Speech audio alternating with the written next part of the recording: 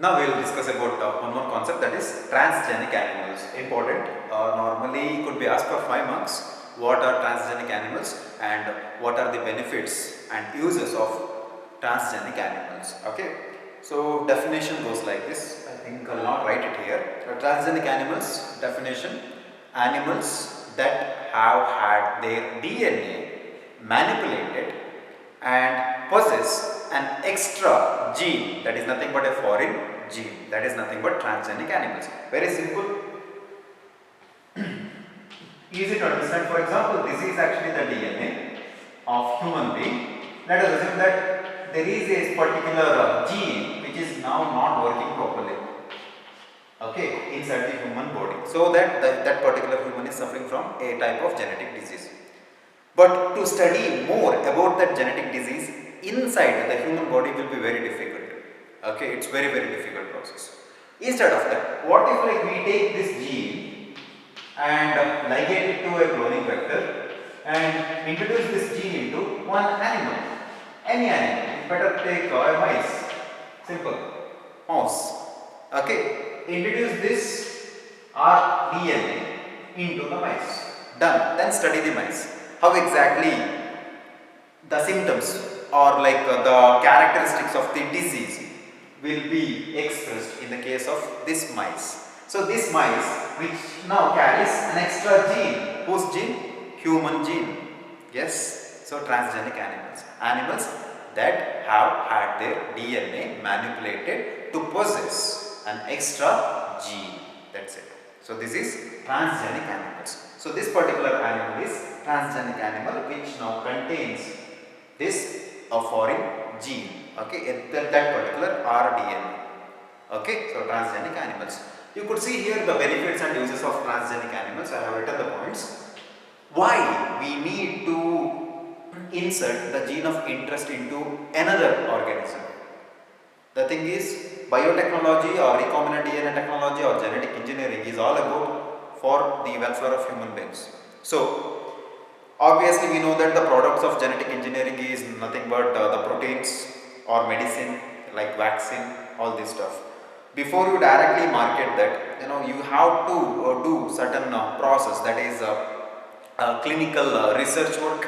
So that has to be done, how exactly that particular medicine works. Then only after confirmation only you can release that product, correct, vaccine into the market, so that all human beings can use it. Otherwise we don't know whether it could be useful to human beings or it could be dangerous to human beings. We don't know anything about it before that. So that particular what you call, the gene which now produces a particular protein or a product, that should be inserted into one animal, that is nothing but lab animals, and then observe it, how exactly lab animal respond to that particular foreign gene. Done. So they are transgenic animals. Okay, for this the scientists, they have to kill millions of innocent animals. That is actually there, the truth. Okay, so fine. Normal physiology and development. Okay, so here let us just assume that this is now human cell. Okay, nucleus and the DNA and a gene which now produces a specific type of protein which is called as insulin like growth factor. It is not insulin, but it produces a type of protein called as insulin like growth factor. It looks like insulin but not insulin, okay, but I have written growth factor. Okay, the thing is, this may play an important role in human physiology, but the scientists are unable to study the actual function of this insulin like growth factor in the human body. It's very difficult.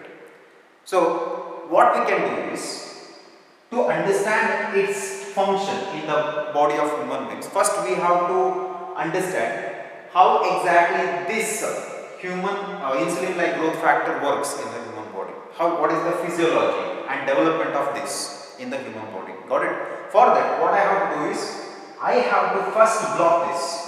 So I have to block the production of this insulin like growth factor. Then only I can understand what is the effect when insulin like growth factor is absent. Obviously, when I block this process, this insulin-like growth factor will not be produced in the human body.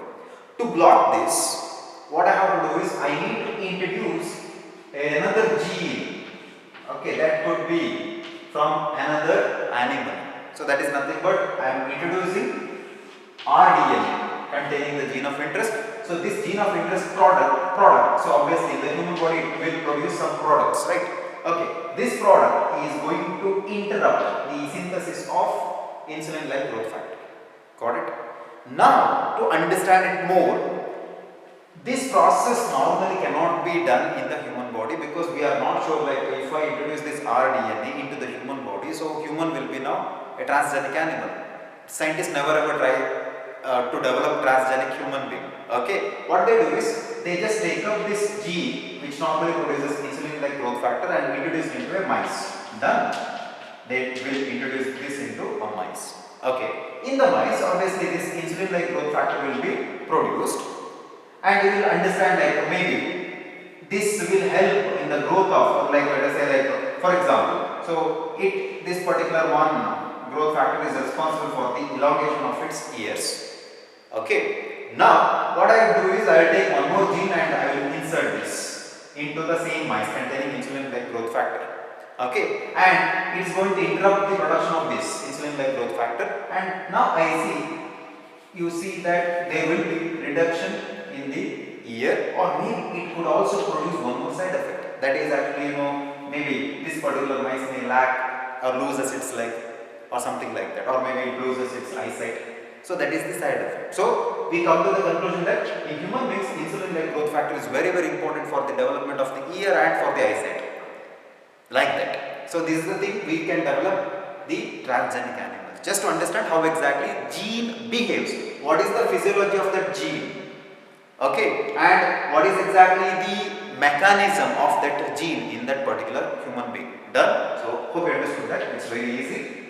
Next is study of a disease. For example, how many diseases are there? There are so many diseases, right? Emphysema is also a disease.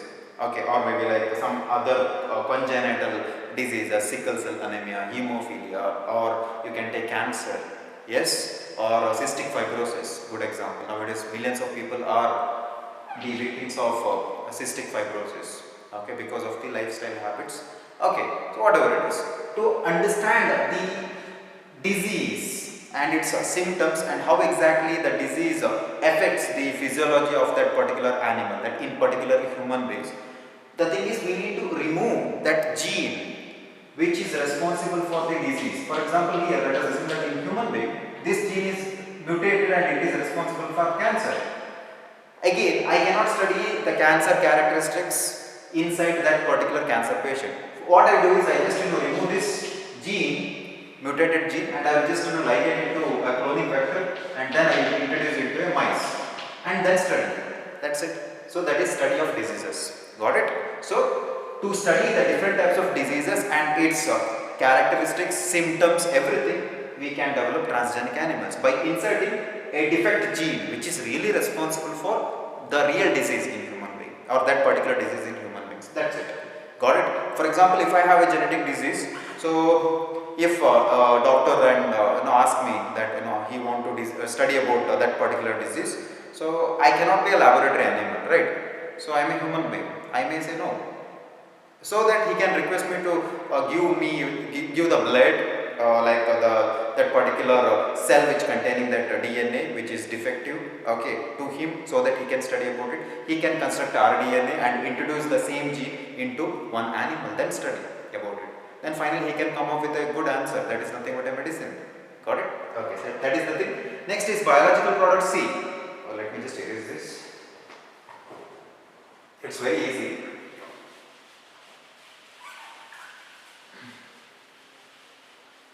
In other words, very simple, transgenic animals are nothing but experimental animals. You are introducing a defective gene into that animal, making it weak and study. That's it. Okay. So that the scientist can discover a medicine for that particular disease. That's it. Biological products, let me just write here. We can, for example, in a human being, okay, before that, let me just tell you. You know about this disease called as emphysema. Okay, it normally seen in smokers. Yes. Okay, this emphysema normally can be treated with a specific protein. So what is that protein now? So let us see. To treat this emphysema, we can actually produce or introduce a specific type of protein called as alpha antitrypsin. That means alpha antitrypsin is nothing but it is a type of medicine, a protein which is used to cure emphysema patients. Okay, so for this we know that alpha antitrypsin is the medicine. So this one is produced from the gene from a particular animal because it is a protein actually. Not in human beings it is not produced from another animal. They extract this gene and then make a recombinant DNA and insert it into a particular animal, that is now transgenic animal. Yes, okay, and then you can extract this alpha antitrypsin and then market it like injection. Okay, so you can inject this alpha antitrypsin to the patient who is suffering from emphysema. That's it. One more example here, let me just write alpha, this is alpha 1 antitrypsin, please correct it. Alpha 1 antitrypsin used to treat emphysema, very important for your NEET. Okay, next one is alpha lactalbumin. This alpha lactalbumin is a type of protein that is normally produced in human females. Okay, so during her lactation period to nourish the young ones. Because this particular protein has high nutritional value. Yes, right, high nutritional value. We can produce this alpha lactalbumin in a different animal, that is in the cow. See, because we all drink cow's milk, correct? Okay, so we can extract this gene from human females which could produce alpha lactalbumin and construct our DNA and then insert it into cow. That's it. Okay, so along with the cow's milk, this particular protein also will be synthesized in large quantities. That's it. That means the cow's milk will contain alpha lactalbumin. So cow's milk also contains lot of nutritional value. At the same time, alpha lactalbumin will be synthesized to see double nutritional value. Correct. So this is the thing actually. Got it. So let me just write this. The name of the cattle, which was the first transgenic cattle, Rosie. Okay, which produced alpha lactalbumin, because alpha lactalbumin is nothing but human protein. Got it? But the gene was extracted from the human, then it is introduced into the Rosie. Rosie is now transgenic animal which could produce alpha lactalbumin. That's it. Easy, right? Please note this one. So you will need to remember Rosie, alpha lactalbumin, alpha 1 antitrypsin, that is to treat emphysema. Done. Easy. Okay. Next one is vaccine safety. Very good situation, coronavirus, COVID-19. Here, for example, you are the scientist and you have developed a vaccine for COVID, but you are not sure to introduce into the market because you don't know what are the side effects of that vaccine. Before that, what you can do is you can introduce the vaccine into an animal which is transgenic animal. Remember it? Normal mice, which is now animal. I have already introduced some foreign DNA. Why? This foreign DNA now acts like a immunosuppressive agent that maybe it will affect on its immunity, so that the immunity is now reduced. Okay, now it is transgenic animal. Now I can introduce my vaccine. I will inject this vaccine to this mice and see how exactly it is helpful. Okay, what is exactly its side effects or how exactly it works for the specific disease. That is vaccine safety. One thing to remember, that all the transgenic animals are weak animals. Got it? So you get the result. Okay, very soon. Next is chemical safety testing, similar to vaccine safety. That's it. So you can actually develop one transgenic animal which is having a foreign DNA. Okay, then you can introduce them into a highly polluted area and check for the symptoms. That's it. That is chemical safety testing. Got it? Okay, so how exactly a particular chemical affect on this particular animal? So if the effect is worse for this transgenic animal, then this chemical is not good for human beings. That's it. Done. The same thing. If this particular transgenic animal respond to this vaccine and it cures from that disease, then obviously this vaccine is now passed. Done. You can release it into the market. Got it? So that's all about it. Please note this, very important for 5 marks. Simple, easy. You can just go through with your notes. Okay. Now we will talk about ethical issues.